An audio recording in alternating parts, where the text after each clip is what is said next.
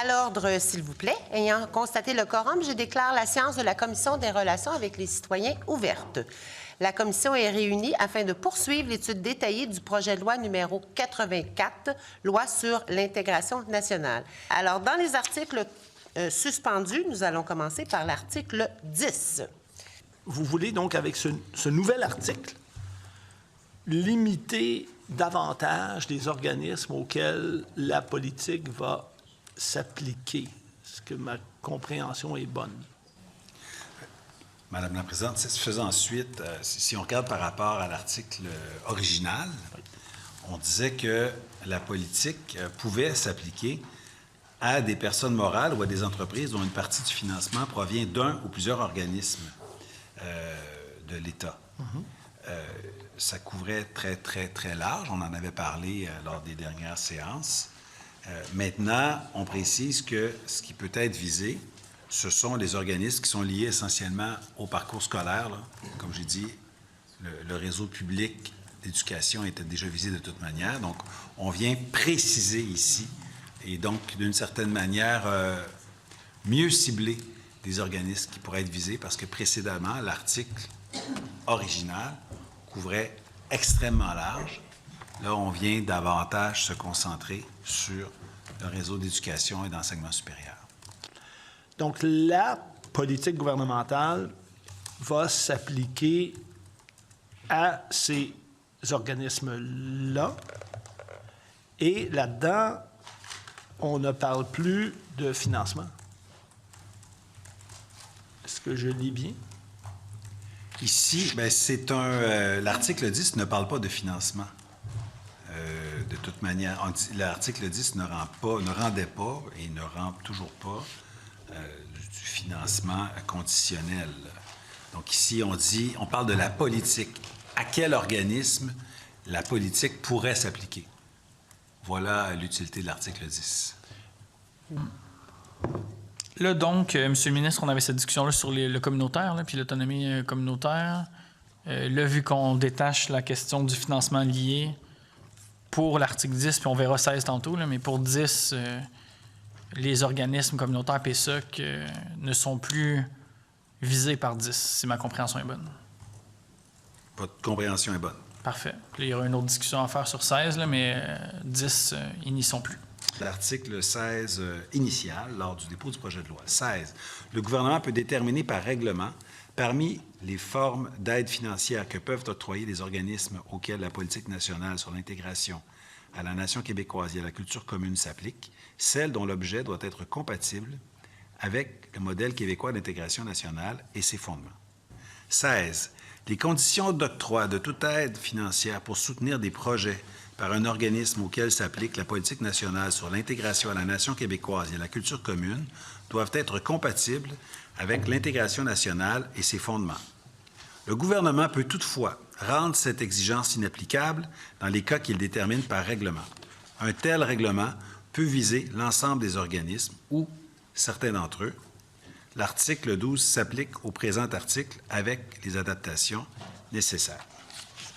Donc, c'est un amendement qui a pour objet de prévoir une exigence de compatibilité avec le modèle d'intégration à la nation québécoise et ses fondements relative aux conditions d'octroi de toute aide financière pour soutenir des projets par les organismes auxquels s'applique la politique nationale sur l'intégration à la nation québécoise et à la culture commune, et ce, en remplacement du pouvoir réglementaire du gouvernement proposé par l'article 16 du projet de loi. L'amendement prévoit que le gouvernement peut rendre cette exigence inapplicable dans les cas qu'il détermine par règlement.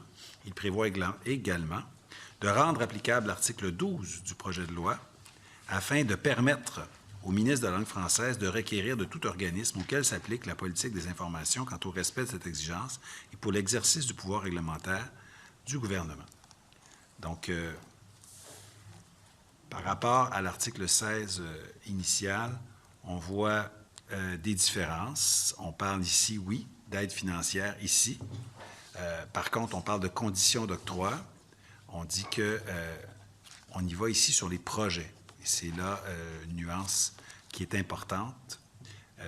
Précédemment, on ne faisait pas référence à projet. On aurait pu viser, je dirais, le financement à la mission avec l'article 16 tel que précédemment rédigé. avec cet amendement-là, on y va sur des projets. Et voilà.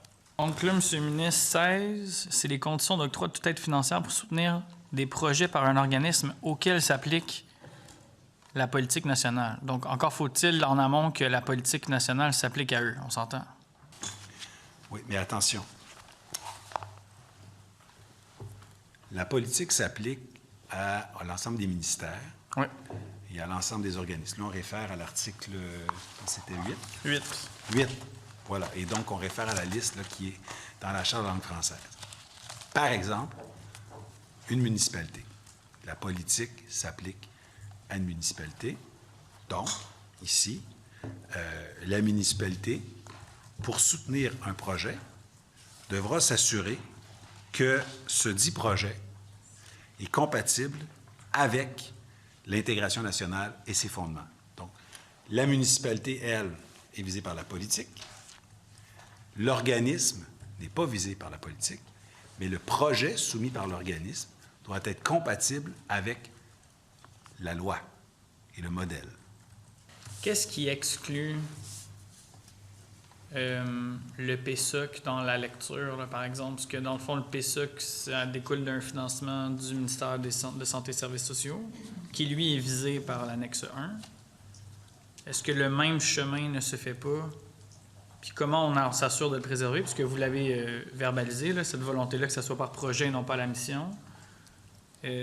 Comment juridiquement on fait cette distinction-là? C'est vraiment le mot projet ou comment c'est précisé légalement, ça? La distinction entre les deux. Bonne question. Donc, on l'a rédigé pour que ce soit clair d'un point de vue juridique. Là, les conditions d'octroi de toute aide financière pour soutenir des projets par des organismes, non pas soutenir des organismes, mais bien soutenir des projets par des organismes. En le rédigeant de cette manière-là, c'est l'intention, puis en le disant à micro, on le clarifie pour d'éventuels doutes qui pourraient subsister. Fait que la question de l'autonomie communautaire là, dont on avait discuté, puis le financement à la mission, volet PSOC, tout ça, on préserve ça avec le libellé actuel. Mais quand viendra le cas d'appliquer ou le moment d'appliquer sur des projets particuliers, là, quel qu'il soit, on verra faire des exemples. Mais là, dans ce cas-là, il y aura une attache sur du financement ponctuel par projet et non pas la mission. On s'entend sur cet élément-là. On s'entend. Sauf qu'il y a des organismes communautaires qui ont à peu près pas de financement à la mission. C'est tous des financements par projet. Donc, ce que je comprends mal, c'est quand vous avez modifié 10 et que vous avez enlevé les personnes morales, là, je comprends que vous pouvez atteindre exactement le même objectif par 16. Je comprends que vous le limitez pour soutenir des projets, mais dans la réalité, il y a des organismes communautaires qui fonctionnent que par projet. Donc, le résultat va être le même. On a différents articles, mais en bout de piste, vous allez arriver à la même place, non? Un organisme... Mais d'abord, je trouverais ça, disons, particulier que des organismes aillent à l'envers des fondements que nous avons votés, d'ailleurs. En tout cas, les fondements de la loi, il faut les relire pour comprendre qu'on est dans un projet intégrateur, puis je ne vois pas de scandale à ce qu'un organisme respecte les fondements qu'on a discutés ensemble. On pourra les relire au besoin. Je pense que c'est assez fédérateur. Mais ensuite, le gouvernement va financer des projets qui sont cohérents avec le modèle.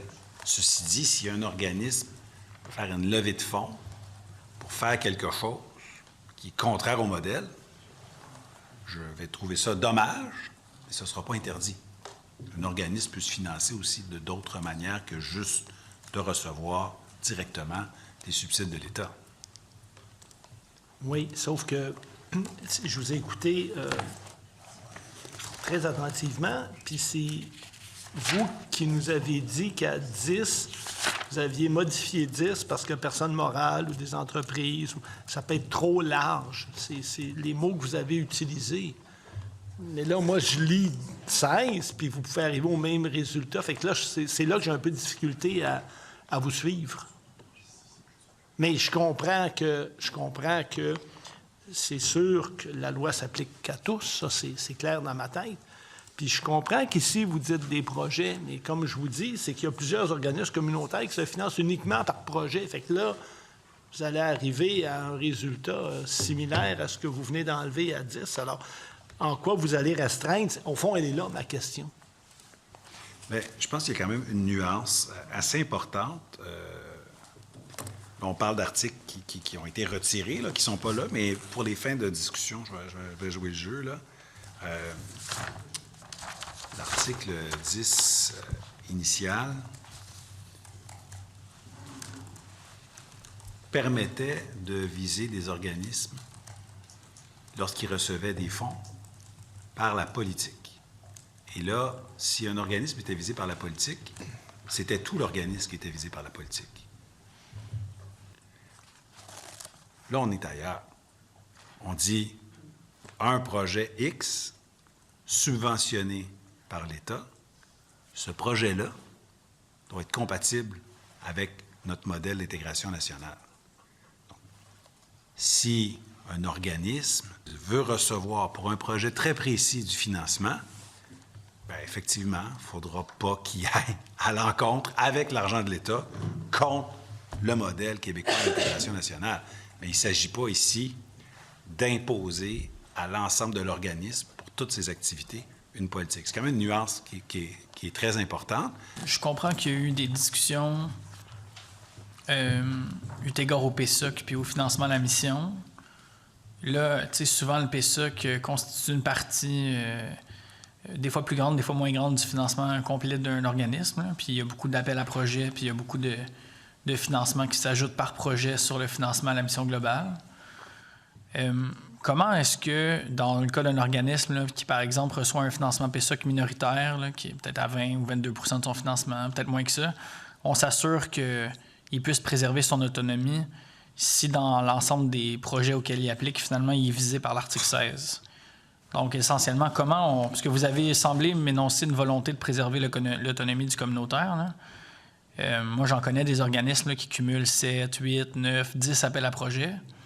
Si ces 10 appels à projets-là sont visés par 16, finalement, on ne sera pas capable dans l'entièreté d'assurer leur autonomie.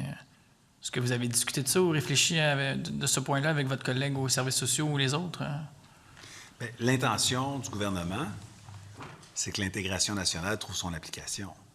Donc, on n'a pas voulu viser directement le financement à la mission, qui est une case différente, mais on a voulu, nommément et de manière assumée, s'assurer que les projets financés soient compatibles avec l'intégration nationale.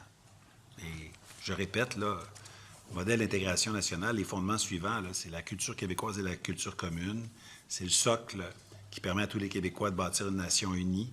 L'État du Québec, la responsabilité de la protéger, de prendre des mesures afin que les Québécois participent à la vitalité de celle-ci. On parle de la culture québécoise. Les personnes immigrantes et les personnes s'identifiant à des minorités culturelles sont appelées à contribuer, notamment à partir de leurs caractéristiques culturelles, c'est important de le dire, à son évolution et à son enrichissement. Je sais, chers collègues, que vous êtes là, mais vous le savez, mais je veux juste leur dire pour les gens qui nous écoutent, qui disent « Ouais, mais là, il faut respecter quoi? Il faut être compatible avec quoi? » Bien, c'est ça. C'est d'appeler les gens à contribuer à partir de leurs caractéristiques culturelles, à l'évolution, à l'enrichissement de la culture québécoise. C'est jusqu'ici, honnêtement, je vois mal comment un organisme dirait non, moi, je veux faire le contraire de ça. Elle se concrétise notamment par des objets culturels. Par exemple, dans les semaines des Oreillettes, par exemple, ici. Le français est la langue officielle et commune du Québec. Le principal véhicule de la culture québécoise. C'est ça, nos fondements.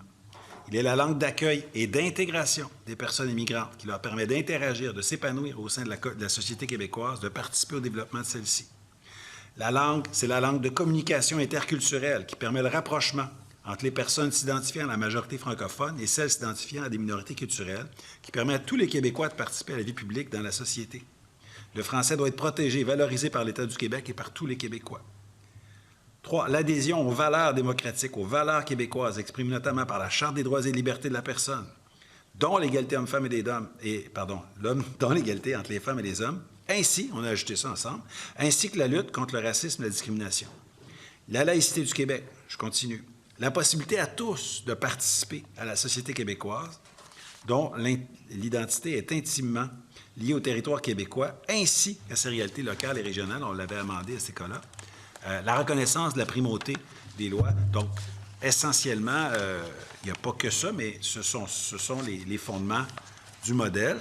Donc, il me semble normal que des organismes voulant bénéficier du soutien financier de l'État réalisent des activités qui sont compatibles avec les éléments que je viens d'énoncer. Je l'ai fait, je sais, chers collègues, que vous connaissez ça, parce qu'on l'a lu ensemble, mais juste pour que les gens qui nous écoutent, qui disent, bien, est-ce que c'est des contraintes excessives? Est-ce que c'est la police de la pensée? Moi, je ne suis pas gêné là, de demander le respect de ces principes-là pour recevoir du financement de l'État.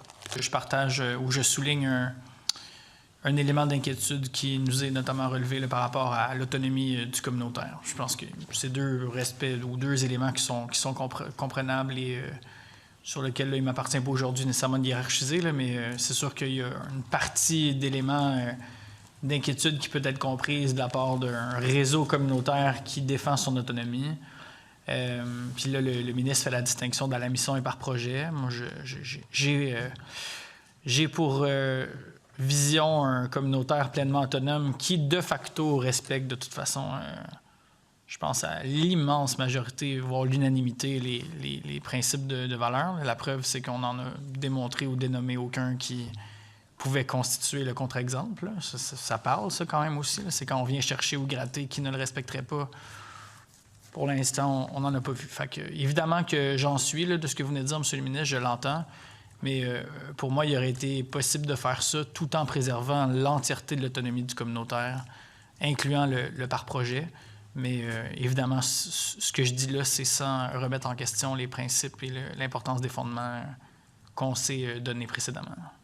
Donc, l'article 28. À l'article 28 du projet de loi tel qu'amendé, remplacer de l'article par des articles 16 et. Donc, cet amendement a pour objet de faire coïncider la date de publication de la première politique nationale sur l'intégration à la nation québécoise et à la culture commune, l'entrée en vigueur des dispositions relatives à l'exigence de compatibilité avec le modèle d'intégration à la nation québécoise et ses fondements, des conditions d'octroi de toute aide financière pour soutenir des projets par des organismes auxquels s'applique la politique. Petite précision, tout à l'heure, on a adopté 16 en le modifiant, en disant que des organismes visés par la politique devaient ensuite s'assurer que lorsqu'elles financent des projets, ceux-ci doivent être compatibles. Maintenant, si on ne modifiait pas l'article 28, ceci s'appliquerait dès la sanction de la loi. Or, à la sanction de la loi, on ne peut pas être certain de la liste des organismes visés. Il faut d'abord publier la politique parce qu'il y a certains organismes qui sont visés d'emblée et d'autres qui pourraient être visés. Donc, on retarde et on s'assure que l'article 16 et donc le financement projet compatible ne s'appliquera qu'au moment où on aura une politique. Ce n'est pas parce que ces organismes-là seront visés par la politique, mais c'est parce que les organismes visés par la politique, eux, on en aura la liste complète au moment. Donc, on retarde un petit peu l'application de 16. Je sais pas si j'ai